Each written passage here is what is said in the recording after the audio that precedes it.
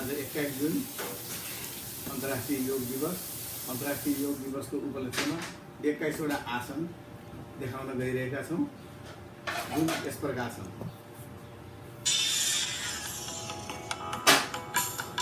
सूक्ष्म व्यायाम करने के लिए गर्दन को आगे झुकाएंगे, पीछे झुकाएंगे। ऐसे कम से कम 2-2 बार ये क्रियाएं सभी लोग करेंगे। गर्दन की इसमें एक्सरसाइज होगी। आगे पीछे झुकाने के बाद दाईं और बाईं ओर झुकाते हैं। आजकल सर्वाइकल स्पॉन्डिलाइटिस बहुत हो रहा है लोगों को, फ्रोजन शोल्डर की भी प्रॉब्लम बहुत हो रही है। तो आगे पीछे दाएं बाएं झुकाने के बाद ऐसे गर्दन को पूरी गोलाई में घुमा देते हैं। तो ये गर्दन की एक्सरसाइज है। आज स्ट्रेचिंग एक्सरसाइज बहुत कर रहे हैं। ये साइंटिफिक स्ट्रेचिंग हो जाती है इसमें हमारी गर्दन की। और सर्वाइकल स्पॉन्डिलाइटिस पेन हो या हम एक तरह से कहें कि बॉडी के रिलैक्सेशन के लिए। फिर दूसरा पोज होगा, पैरों में थोड़ा सा करीब 2 इंच का फासला और दोनों हाथ साइड में। एक हाथ दूसरे कंधे के ऊपर गया, पीछे वाला हाथ ऐसे पीछे की ओर चला गया। इस तरह से ये जो एक्सरसाइज है ये हमारे कंधों के लिए, हमारे गर्दन के और कमर के मूवमेंट के लिए बहुत अच्छी है। और गर्दन और कमर की एक्सरसाइज के बाद एक एक्सरसाइज है घुटनों के लिए। ऐसे दोनों हाथ सामने, हथेली नीचे की ओर और थोड़ा सा ऐसे झुकते हैं और झुकने के बाद थोड़ी देर रुकने के बाद फिर वापस खड़े हो जाते हैं। तो ये घुटनों के लिए बहुत अच्छा व्यायाम है। ये तो ये 3 तरह के सूक्ष्म व्यायाम करवाए जाएंगे। सबसे पहले 5 अभ्यास खड़े होकर के, क्योंकि राजपथ से लेकर के देश से लेकर के पूरी दुनिया के लोग इन्हीं क्रियाओं को करने वाले हैं। आप भी सीख लीजिए। दोनों पैर पास में रखिए, दोनों हाथ सिर के ऊपर रखिए। ये बच्चों की हाइट बढ़ाने के लिए भी बहुत अच्छा है, बॉडी के बैलेंस के लिए, साइंटिफिक स्ट्रेचिंग के लिए। श्वास अंदर भर करके हाथों को ऊपर उठा दिया, हाथों के हथेली ऊपर की ओर, फिर हाथ नीचे आ जाते हैं। श्वास अंदर भर के हाथों को ऊपर उठाते हैं और हथेली ऊपर की ओर हो जाती है, कोनियां सीधियां हो जाती है, एड़ियां ऊपर उठ जाती हैं। और ऐसे इस स्थिति में 10-15 सेकंड तक शरीर को रोक करके रखते हैं और फिर वापस आ जाते हैं। तो इससे बच्चों की हाइट बढ़ती है। जिनको फ्लैट लेग की प्रॉब्लम होती है उसको विशेष रूप से इससे फायदा होता है।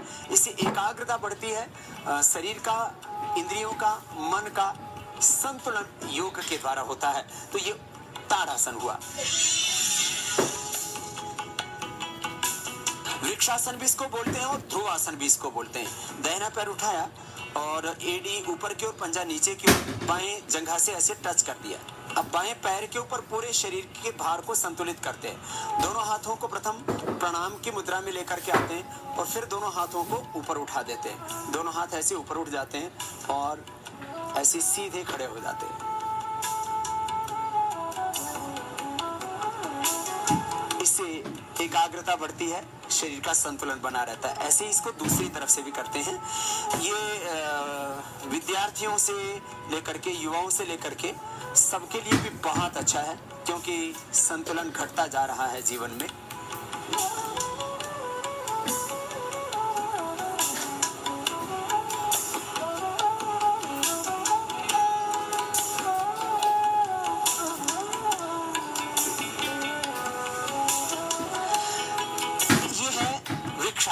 इसको ध्रुवासन भी कहते हैं। स्वस्थ बनाता है योग हमें, सुंदर बनाता है योग हमें और लंबी आयु देता है योग हमें। श्वास बाहर छोड़ करके आगे झुक जाती है, इसको कहते हैं पाद हस्तासन। और आगे झुक करके माथा घुटनों से लगा देते हैं ऐसे।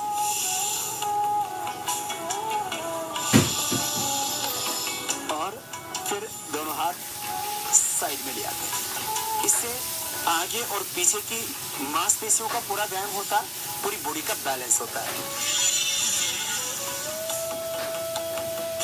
एक तो होता है चक्रासन। चक्रासन सब नहीं कर सकते, इसलिए अर्ध चक्रासन तो सब कर सकते हैं। तो सांस अंदर भर के पीछे की ओर झुक जाते हैं।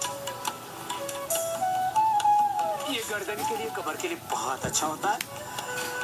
पावर फॉरवर्ड बेंडिंग तो दिन भर किसी न किसी बहाने हो ही जाती है। बैकवर्ड बेंडिंग न होने से cervical spondylitis, pain, slip disc, sciatica, lumbar spondylitis, बहुत तरह के हमें ऐसे शारीरिक समस्याएं आ घेरती है।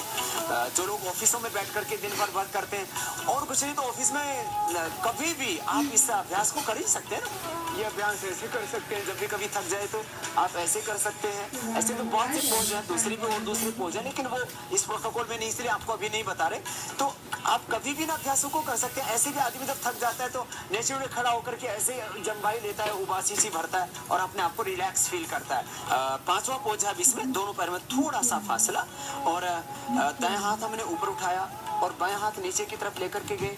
नीचे वाला हाथ नीचे टखने के पास पहुंच गया और हाथ को ऊपर ऐसे देखा, ऐसे एक तरफ से किया, फिर ऐसे ही इसको दूसरी तरफ से भी किया। तो इससे जो है हमारे साइड की जो मांसपेशी है इनका पूरा व्यायाम हो जाता है। तो 5 पोज खड़े होकर के करने से हमारे शरीर का संतुलन बन जाता है। अब बैठ करके करने वाले 5 पोज हैं, उसमें एक पोज से बैठने वाला है, इसको कहते हैं दंडासन। ऐसे पैरों को हम सामने खोल करके बैठ गए, यहाँ से कोई भी आसन शुरू होता है। तो अब हम आगे भी झुकेंगे, पीछे भी झुकेंगे, जिससे कि शरीर का बैलेंस पूरा बना रहे। एक ही आसन होता है जिसमें दोनों तलवों को हम मिला लेते हैं और ऐसे हिलाते हैं तो ये बटरफ्लाई हो जाती है। और इसमें हम बिना हिलाए ऐसे पैर की एड़ियों पर बैठ सकें तो ये भद्रासन हो जाता है। थोड़ा कठिन होता है लेकिन ये तो सभी कर सकते हैं, इस स्थिति में तो सभी बैठ सकते हैं। तो ये भद्रासन हो गया। हम अगला आसन कर रहे हैं, इसका नाम है अर्ध उष्ट्रासन। पूरा उष्ट्रासन करने में सबको दिक्कत हो सकती है, इसलिए दोनों हाथ कमर के कटी के दोनों ओर लगा देते हैं और श्वास अंदर भर के ऐसे पीछे झुक जाते हैं।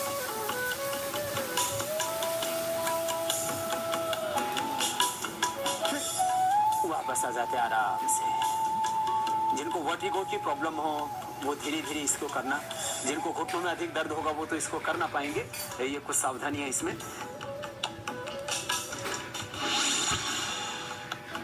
पीछे झुकने के बाद हम आगे झुकेंगे और आगे झुकने वाले आसन का नाम शशक आसन है। शशक खरगोश को बोलते हैं। खरगोश की तरह शरीर की आकृति होने से इसका नाम शशकासन हुआ। उष्ट्र की तरह आकृति होने से अभी जो आसन किया उसका नाम अर्ध उष्ट्रासन था।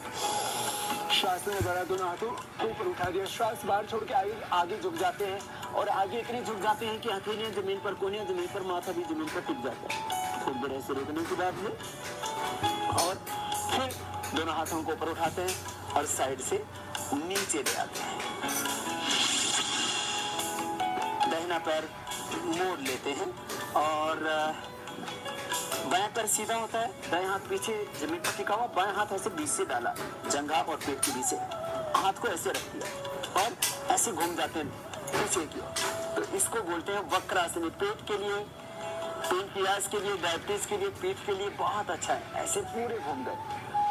ऐसे हाथ रख करके इसको कर सकते हैं, कोई ऐसे भी करना चाहे तो ऐसे भी इसको कर सकता है। तो ये वक्रासन ये आसन है। अब 5 उल्टे लेट करके आसन होंगे। उल्टे लेट करके करने वाले आसनों में सबसे पहले ये मकरासन है। हथेली पर हथेली और माथा दोनों हथेलियों को ऊपर रख देते हैं, एड़ियां अंदर की ओर, पंजे बाहर की ओर, ऐसे पैर पीछे से खुले छोड़ देते हैं। तो ये विश्राम का आसन होता है। ये श्वास के रोगियों के लिए भी अच्छा होता है और रिलैक्सेशन के लिए, किसी को शवासन में तो किसी को मकरासन में शरीर को पूरी विश्रांति मिलती है। श्रम के बाद विश्राम एक क्रम होता है योगाभ्यास में। भुजंगासन, थोड़ी जमीन पर, दोनों पैर पीछे पास में, एड़ियां मिली हुई, घुटने सीधे और कोहनियां पार्श्व भागों से रिबकेज से सटी हुई, श्वास अंदर भर के सामने से उठा देते। इस स्थिति में शरीर को रोक करके रखते हैं। सीधे लेट करके तो बहुत से आसन किए जाते हैं, लेकिन 21 जून को 3 आसनों का समावेश किया गया है इस पैकेज के अंतर्गत पूरे प्रोटोकॉल में।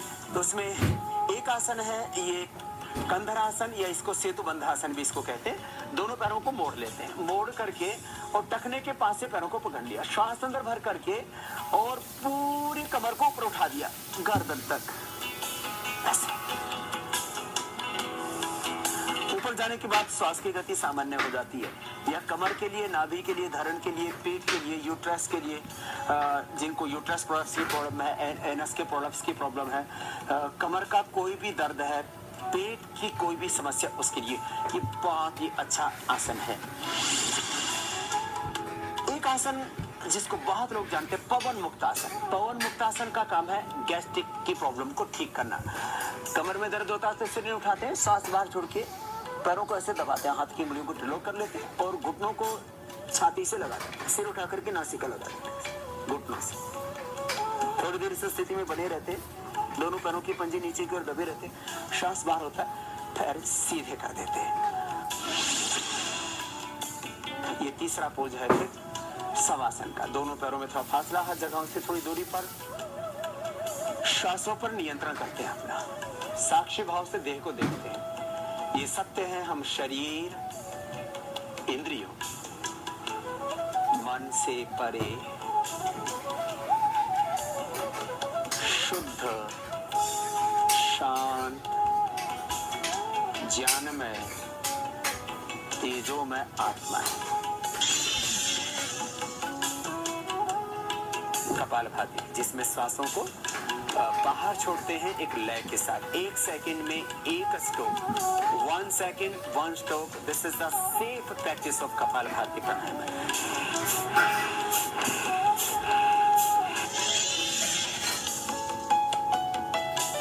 बहुत ही महत्वपूर्ण प्राणायाम है अनुलोम विलोम, जिसमें हम ऐसे बैठ जाते हैं, पहले अंगुली को अंगुष्ठ के मूल में लगा देते हैं, अंगूठा दाएं नाक से लगा हुआ, शुरुआत बाएं से करते हैं, बाएं नाक से श्वास को भरा, हाथ ऐसे भी रख सकते हैं और थोड़ा नीचे भी रख सकते हैं, जैसे जिसको अनुकूलता हो। बाएं नासिका से श्वास लिया, दाएं से छोड़, फिर दाएं से लिया और बाएं से छोड़ दिया। इसका एक राउंड हुआ, एक चक्र हुआ। पहले उंगली को माथे पर रख लेते हैं, शेष पहले उंगलियां आंखों पर, मिडिल फिंगर को आंखों नाक के मूल में लगा देते हैं, हल्का सा दबाव देते हैं तो आज्ञा चक्र में अपने आप एक ज्योति प्रकाश अपने आप ही दिखाई देता है। और जैसे सूर्य उदय होता है, ऐसे एक ज्योति हमारे आज्ञा चक्र से प्रकट होती हुई हमारे अष्ट चक्रों में फैल जाती है। कान अंगूठी से बंद, मुख भी बंद, ओंकार का नाद नासिका से होता है।